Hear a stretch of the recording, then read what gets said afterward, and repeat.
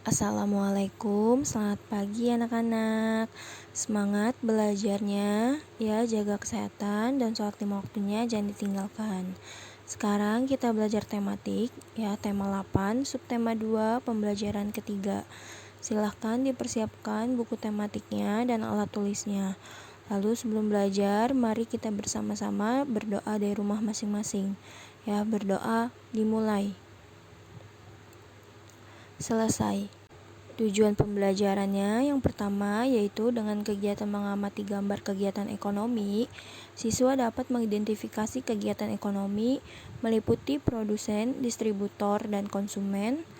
Yang kedua, dengan kegiatan mengamati gambar anak-anak yang sedang berdiskusi, siswa dapat mengemukakan pendapatnya tentang keberagaman karakteristik individu dalam kehidupan sehari-hari. Dan yang ketiga, dengan kegiatan menemukan jawaban soal, siswa dapat menuliskan tokoh-tokoh pada teks cerita fiksi.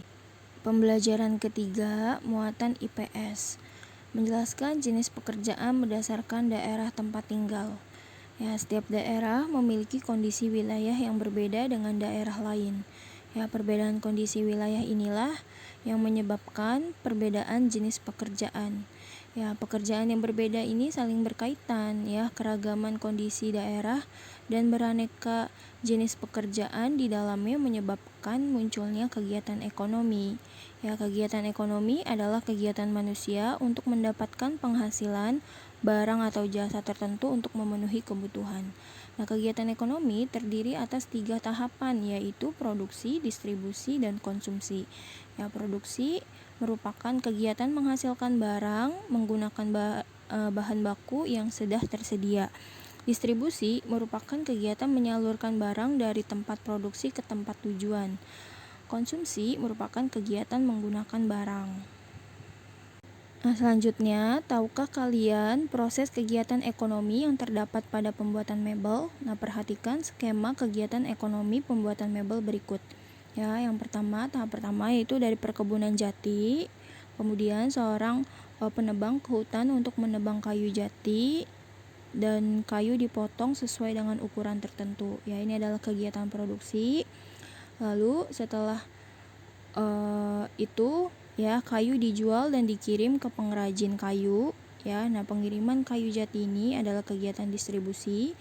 Ya, setelah itu kayu diolah menjadi kursi kemudian dijual. Ya, nah kursi dimanfaatkan untuk keperluan sehari-hari. Nah, ini adalah kegiatan konsumsi. Selanjutnya, muatan PPKN mengemukakan pendapat tentang keragaman karakteristik individu. Ya, daerah tempat tinggal kita dihuni oleh masyarakat yang terdiri atas berbagai macam suku dan agama. Ya, selain itu, masyarakat sekitar juga memiliki karakteristik fisik, kegemaran, dan kebiasaan yang berbeda-beda. Ya, perbedaan yang ada ya dapat menjadi sumber perpecahan, namun juga dapat menjadi kekuatan bangsa. Ya, keragaman perlu kita syukuri dengan cara menghormati dan saling menjaga sikap saat bergaul dengan masyarakat. Ya, jika kita mementingkan diri sendiri, maka perpecahan akan terjadi. Namun jika kita mau bekerja sama dan saling menghormati, saling menjaga sikap, ya, maka keragaman akan menjadi nilai tambah dalam kehidupan kita. Next, muatan bahasa Indonesia menuliskan tokoh dan sifat pada teks fiksi.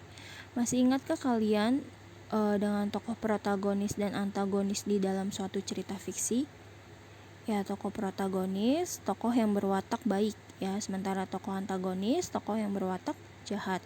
Nah, untuk mengetahui tokoh protagonis dan antagonis, kalian perlu membaca cerita fiksi secara berulang-ulang dan memahami jalan ceritanya. Ya, selain itu, kalian dapat mengetahuinya dengan menjawab pertanyaan yang berkaitan dengan watak tokoh tersebut. Nah, untuk tugas, ya, silahkan kalian kerjakan halaman 87 sampai halaman 90 dan halaman 93 sampai halaman 94, ya. Sekian materi penjelasan yang dapat Ibu sampaikan. Kurang lebihnya mohon maaf.